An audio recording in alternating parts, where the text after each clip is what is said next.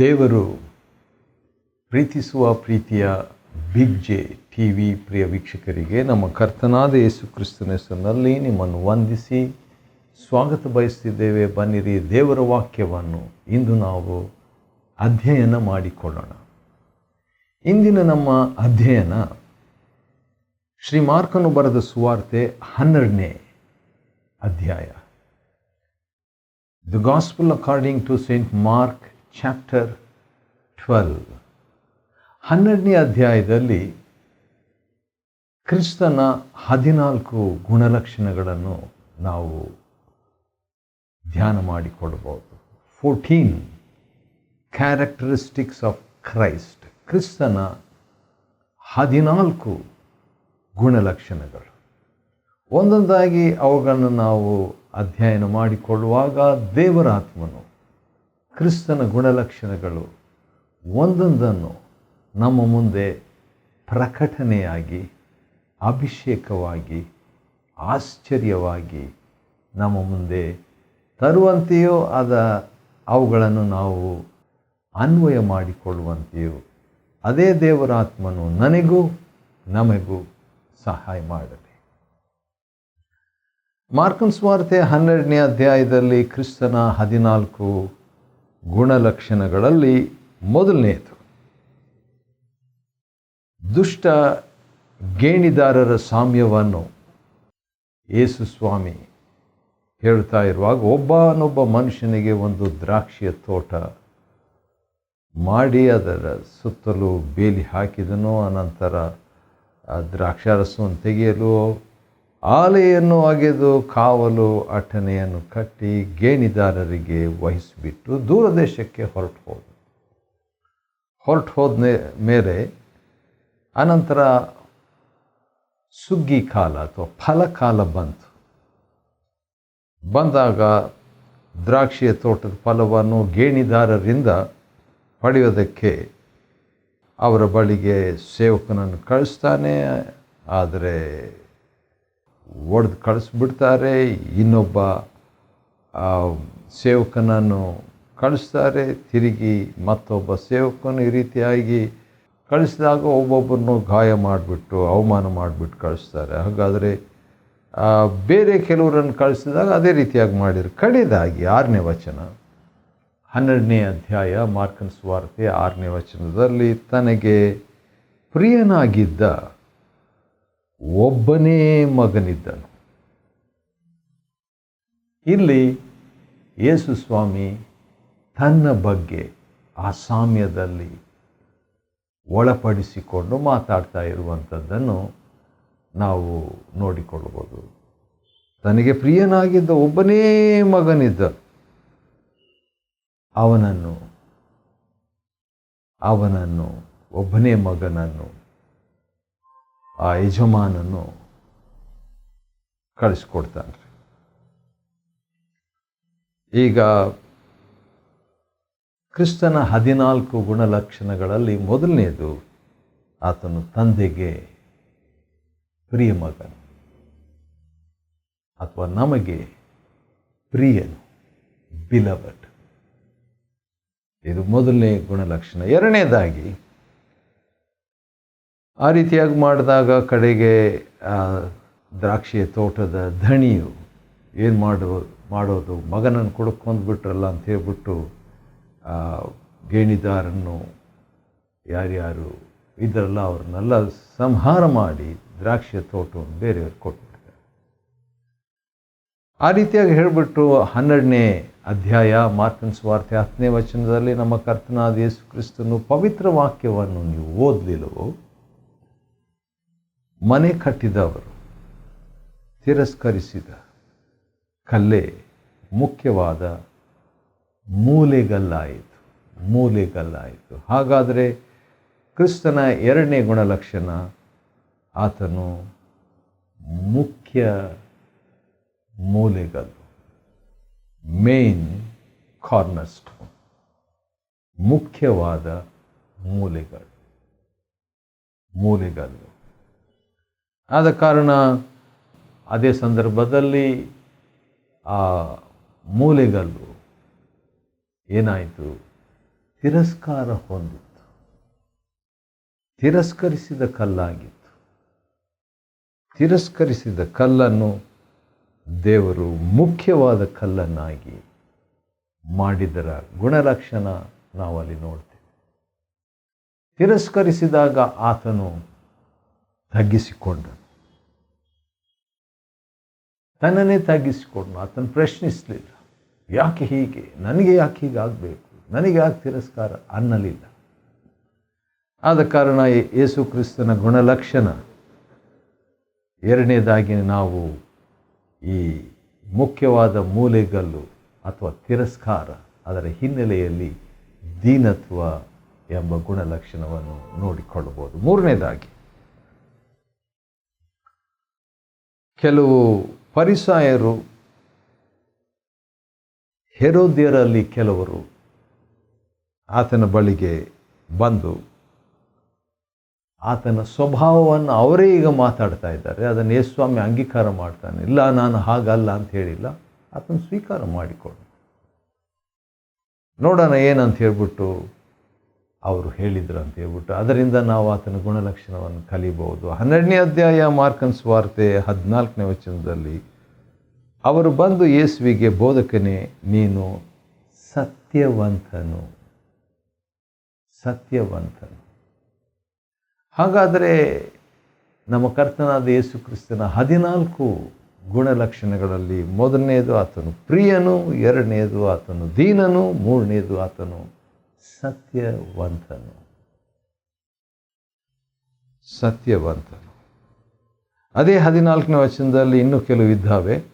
4ನೇದಾಗಿ ನಾವು ನೋಡುವಾಗ, ಮನುಷ್ಯನನ್ನು ಲಕ್ಷಿಸದವನು. ಅಂದರೆ ಅರ್ಥ ಅದನ್ನು ಸಕಾರಾತ್ಮಕ ಆತ್ಮದಿಂದ ಮನುಷ್ಯನನ್ನು ಲಕ್ಷಿಸೋದಿಲ್ಲ ಅನ್ನೋದು ಅಲ್ಲ. ಮನುಷ್ಯನ ಮಾನವ ಅಭಿಪ್ರಾಯವನ್ನು ಲಕ್ಷಿಸದವನು. ಅಂದರೆ ಅದರ ಅರ್ಥ ಮಾನವ ಅಭಿಪ್ರಾಯವನ್ನು ದೇವರ ಅಭಿಪ್ರಾಯಕ್ಕಿಂತಲೂ ಹೆಚ್ಚಾಗಿ ಲಕ್ಷಿಸದವನು ಅಂತ ಹೇಳ್ಬಿಟ್ಟು ಅದನ್ನೇ ಇನ್ನೊಂದು ರೀತಿಯಿಂದ ಹೇಳ್ತೀವಿ.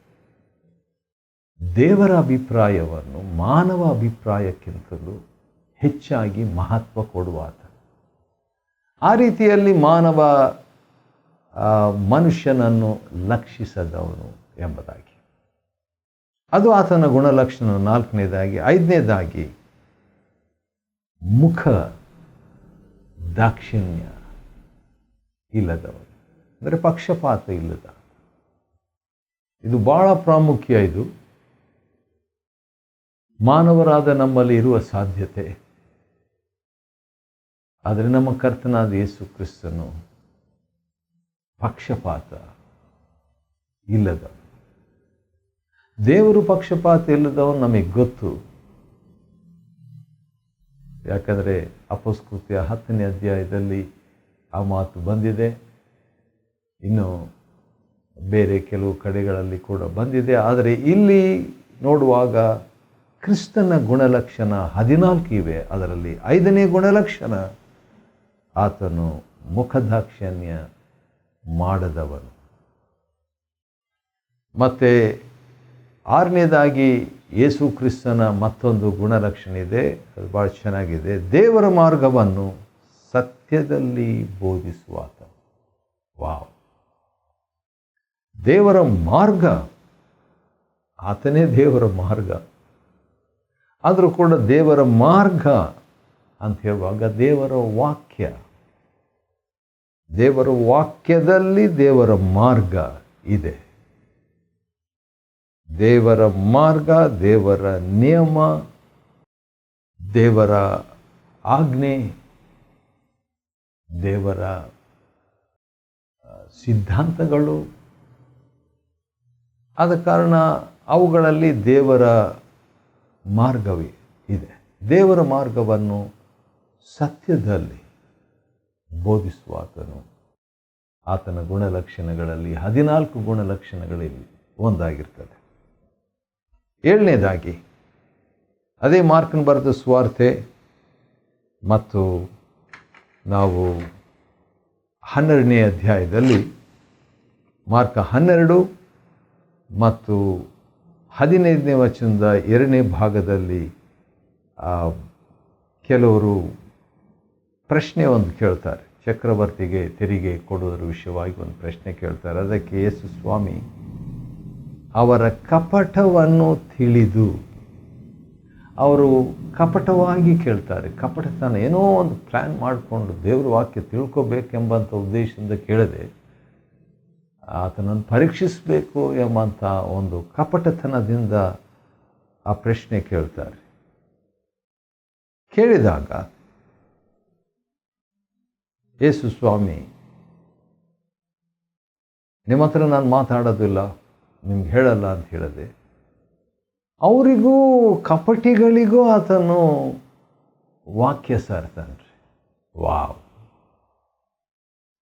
ಕಪಟಿಗಳಿಗೂ, ಆತನನ್ನು ಪ್ರಶ್ನೆ ಹಾಕುವಂಥವರು, ಆತನನ್ನು ಪರೀಕ್ಷಿಸುವಂಥವರಿಗೂ ಯೇಸು ಸ್ವಾಮಿ ದೇವರ ವಾಕ್ಯವನ್ನು, ದೇವರ ಸತ್ಯವನ್ನು, ದೇವರ ಪ್ರಕಟಣೆಯನ್ನು, ಅಥವಾ ಅವರು ಕೇಳಿದ ಕಪಟ ಉತ್ತರಕ್ಕೆ ಸರಿಯಾದ ಉತ್ತರವನ್ನು ಕೊಡ್ತಿದ್ದಾನೆ. ಇನ್ನೊಂದು ಸರಿ ಅದನ್ನು ಹೇಳ್ತೇನೆ.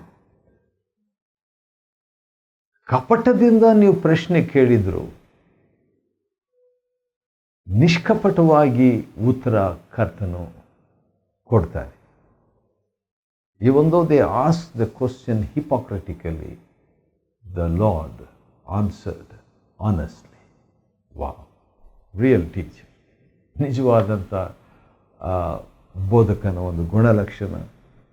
ನಾವಿದ್ದರೆ, ಒಂದು ವೇಳೆ ನಾನಿದ್ದರೆ ಅಪ್ಸೆಟ್ ಆಗಿಬಿಡ್ತಿದ್ನೇನೋ, ಬೇಸರ ಪಟ್ಕೊಳ್ತಿದ್ನೇನೋ, ಇಲ್ಲದಿದ್ದರೆ ಉತ್ತರ ಕೊಡದೆ ಹೋಗ್ಬೋದು. ಯಾಕಂತ ಹೇಳಿದರೆ, ಹಂದಿಗಳ ಮುಂದೆ ಮುತ್ತುಗಳನ್ನು ಚೆಲ್ಲಬಾರ್ದು, ನಾಯಿಗಳಿಗೆ ಪವಿತ್ರ ವಸ್ತುಗಳನ್ನು ಕೊಡಬಾರ್ದು ಎಂಬುದಾಗಿ ಮತ್ತಾಯ 7ನೇ ಅಧ್ಯಾಯದಲ್ಲಿ ಕರ್ತನು ನುಡಿದಂಥ ಬೋಧನೆಗೆ ಅನುಸಾರವಾಗಿ ನಾನು ಆ ರೀತಿಯಾಗಿ ಮಾಡಿಬಿಡ್ತಿದ್ನೇನೋ. ಆದರೆ ಇಲ್ಲಿ ನಮ್ಮ ಕರ್ತನಾದ ಯೇಸು ಅವರ ಕಪಟತನವನ್ನು ತಿಳಿದು, ಅವರು ಪರೀಕ್ಷಿಸ್ತಾರಂತ ತಿಳಿದು, ಒಂದು ನಾಣ್ಯವನ್ನು ತಂದು ನನಗೆ ತೋರಿಸ್ರಿ ಅಂತ ಹೇಳಿದಾಗ ಅವರು ನಾಣ್ಯವನ್ನು ತೆಗೆದು ಯೇಸು ಸ್ವಾಮಿ ಕೊಡ್ತಾರೆ.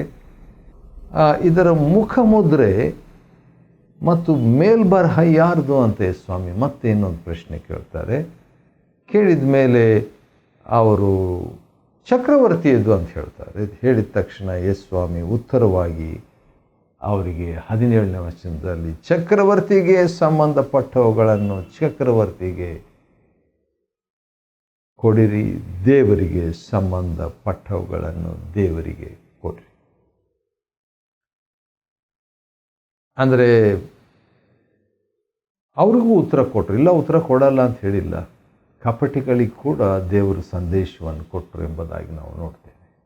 ಕಪಟಿಗಳಿಗೆ ಕೂಡ ನಮ್ಮ ಕರ್ತನು ವಾಕ್ಯವನ್ನು, ಉತ್ತರವನ್ನು ಕೊಟ್ಟದನ್ನು ನೋಡ್ತೀವಿ.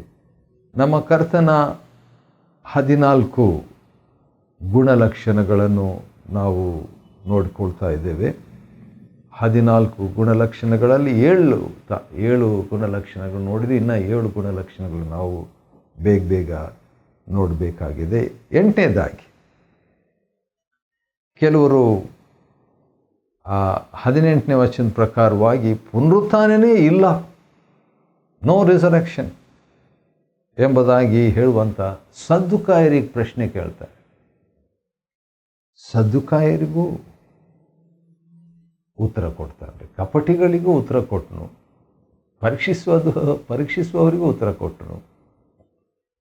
ಈಗ ವಾಕ್ಯ ನಂಬದವರಿಗೂ ಗಳೆಯುವವರಿಗೂ ಪುನರುತ್ಥಾನ ಭಾಳ ಪ್ರಾಮುಖ್ಯ, ಅದೇ ಇಲ್ಲ ಅಂತ ಹೇಳುವಂಥವರಿಗೂ ಉತ್ತರ ಆತನು ಕೊಟ್ಟು ಒಂದು ಮಾತು ಹೇಳ್ತಾನೆ. ಅದೇನೆಂದರೆ 24ನೇ ವಚನದಲ್ಲಿ, ನೀವು ಪವಿತ್ರ ಗ್ರಂಥವನ್ನಾಗಲಿ ದೇವರ ಶಕ್ತಿಯನ್ನಾಗಲಿ ತಿಳಿಯದೇ ಇರುವುದರಿಂದ ತಪ್ಪು ಮಾಡುತ್ತಿದ್ದೀರಿ.